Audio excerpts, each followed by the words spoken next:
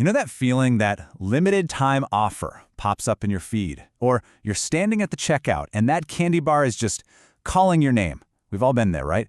Reaching for our wallets before our brains even have a chance to chime in. Well, today, we're going to pull back the curtain on this whole thing. We're deconstructing the powerful and honestly often invisible force of impulse buying. We're going to figure out what drives it and, more importantly, how we can get a handle on it. Okay, so let's just get right to it. I gotta ask you, have you ever walked out of a store or maybe just closed a browser tab and realized you bought something you had zero intention of buying when you started your day? Be honest. Yeah, I see you nodding. If that's you, guess what? You're in very good company. This is not some personal flaw or a lack of willpower. It's actually a fundamental part of how we're all wired to shop. But it makes you wonder, just how common is this, really? So before we go any further, let's make sure we're on the same page. What is impulse buying? It's basically any purchase that's unplanned, happens on the spur of the moment, and, this is the key part, it's driven by emotion and feelings, not logic. It's that gut punch of, ooh, I have to have this right now, and that feeling just totally steamrolls the more practical question of, wait, do I actually need this? And wow, that gotta have it feeling?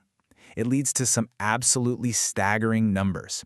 Let's dive into the true scale of this thing, because what seems like a bunch of small, harmless decisions, well, they really, really add up. Okay, get ready for this. The behavior is pretty much universal. We're talking up to 89% of all shoppers. Let that sink in. That's almost 9 out of every 10 people you know. So yeah, making an impulse purchase isn't the exception to the rule, it is the rule. And it's not like this happens just once in a blue moon, either. Nope. In 2024, the average person was making almost 10 of these impulse buys every single month. That's a lot, right? So what does that actually look like in cold, hard cash? On average, all those little unplanned purchases, they're adding up to about $282 a month per person. I mean, that's not chump change, right? That's a couple of really nice dinners out for sure. But here's where it gets crazy. When you zoom out from the month to month and look at the whole year, the picture changes big time. Annually, we're talking over $3,300. And that right there is the real kicker. This isn't just about a few coffees or a new t-shirt. This is serious money. Money that could be a fantastic vacation, a solid emergency fund for when life happens, or a huge chunk taken out of your debt. It's a game changer. So what's everybody buying on a whim? Well, no big surprise, clothing is number one. More than half of us have done that. But look at number 2, food and groceries. That one kind of shocked me. It just goes to show you this isn't just about fun, frivolous stuff. Even when we're on a mission for essentials, we're still grabbing things that weren't on the list. Okay, so we've seen the scale of it. It's huge. Now let's get into the why. What is actually going on inside our brains? What are those hidden psychological triggers that make that little buy now button feel completely irresistible? It all starts with a little bit of brain chemistry. There's this neurotransmitter called dopamine. You've probably heard of it. It's the feel-good chemical. When you see something you really, really want, your brain can release a shot of this stuff, and that creates this awesome rush of pleasure, this anticipation of a reward.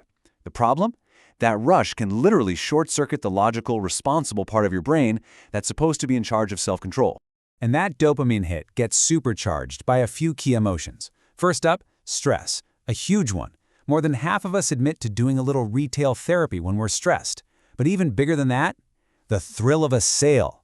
The feeling that you're getting a great deal is a massive trigger. And of course, there's good old FOMO, the fear of missing out. That little voice that screams, if you don't buy this right now, it'll be gone forever. So our brains are basically wired for this. And you better believe retailers know it. They've spent decades and millions of dollars perfecting a secret playbook full of tactics designed to trigger those exact impulses. So let's pull back the curtain and see how they do it, both in physical stores and online. When you're in a physical store, it's all about controlling the environment. You know how they always put the milk and eggs way in the back? That's on purpose. It forces you to walk past aisle after aisle of tempting stuff.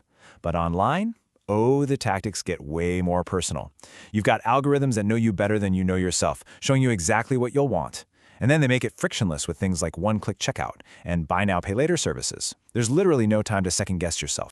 And today, there's no place where this playbook is more effective than on social media. Think about it. Almost half of all social media users have made an impulse buy straight from their feed. But TikTok? It's on a whole other level.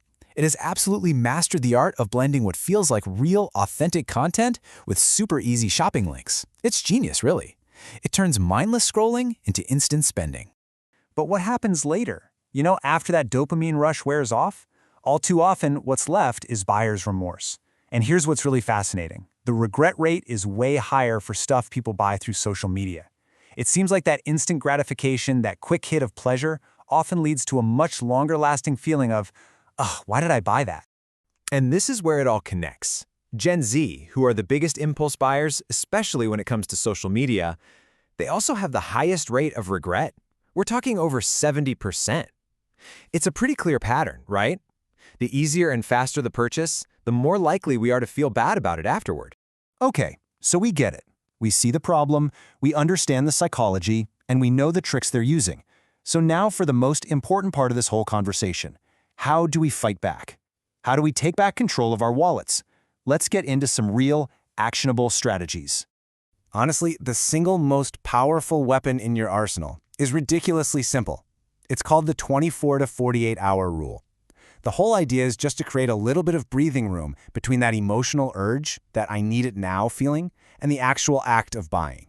You're not telling yourself no forever. You're just saying not right now. That little pause is everything. It gives that dopamine rush time to fade away and lets your rational brain get back in the driver's seat. And this quote here from writer Andrea Decker just nails it. She says that after waiting a day, she usually realizes it's not worth the money, the space it'll take up, or the upkeep. And that's the magic of waiting, isn't it? You start thinking about the true costs of something. It's not just the price. It's the space, the hassle, and what it's really adding to your life. And hey, if you need a little help enforcing that pause, because let's be real, it can be hard, you can actually use technology for you instead of against you for months. There are these browser extensions, like one called Discart, that will literally hide the Buy Now button. It'll save the item for you, but it forces you to come back later. It's kind of like setting up a roadblock for your future impulsive self. Pretty cool, right? Okay, and here are a few other quick hitters that really work. Always shop with a list. It keeps you on mission. Unsubscribe from all those tempting marketing emails. Just get them out of your inbox. Try using cash instead of a card. Physically handing over money makes the spending feel way more real. And finally, create a fun money budget. That way you can still treat yourself, but it's planned, it's intentional, and it's totally guilt-free. So there you have it. We've pulled apart the impulse, we've looked at the mind-boggling numbers, and we've laid out a whole bunch of solutions. The retailer's playbook is now your playbook. So the only question left is this. What's one small change, just one little thing, that you can do starting today to make your spending just a little more conscious, a little more intentional?